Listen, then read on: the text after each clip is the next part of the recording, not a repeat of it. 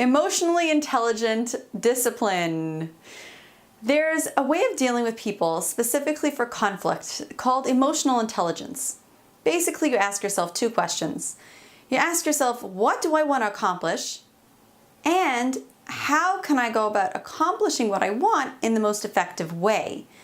So I'll give you an example. There's a girl who's sent home from school, and she's sort of been used as the scapegoat for some general misbehavior in the class. And the principal said that she can't come back to class and she's not going on the big school trip. Now, her parents were very upset about this situation, as you can imagine. The girl was in tears.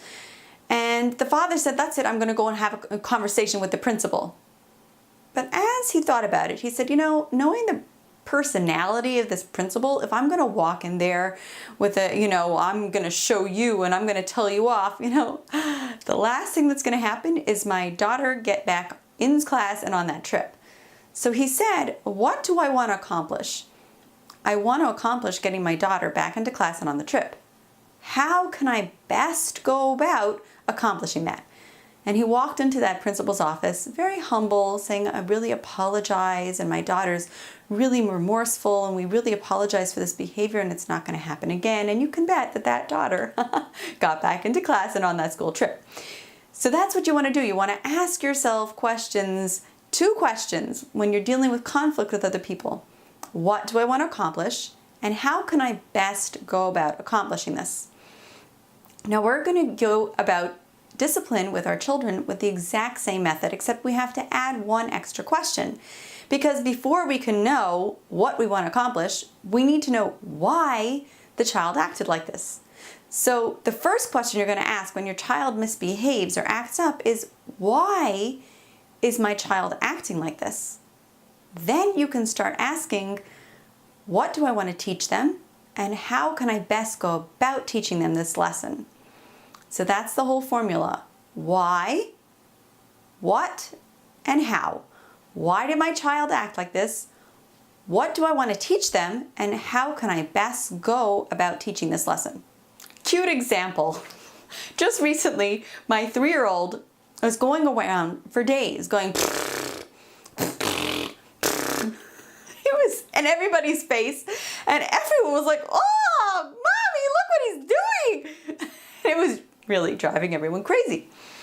So I decided to observe him, and I watched him for a couple of days doing this, and I noticed that he was doing it alone in his own room as well.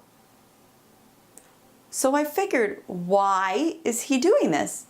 There's some kind of sensory pleasure he's getting out of this, whatever it is, He's enjoying the feeling. There's it's a pleasure for him. So what do I want to teach him? What do I want to teach him? Well, if he's getting sensory pleasure out of it, I don't really want to stop him doing it. I just want to teach him not to do it in someone's face. So how can I go about doing it, teaching this lesson? Hey, come on over here, come.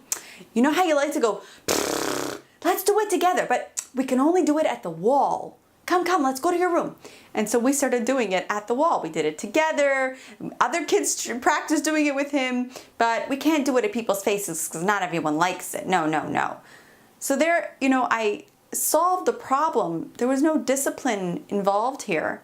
He didn't need a consequence. I needed to figure out, why is he doing it? What do I want to teach him?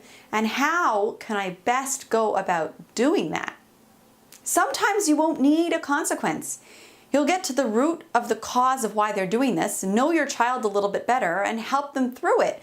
Teach them something, move forward without the consequence. And sometimes you will need a consequence. And that's what's coming up next.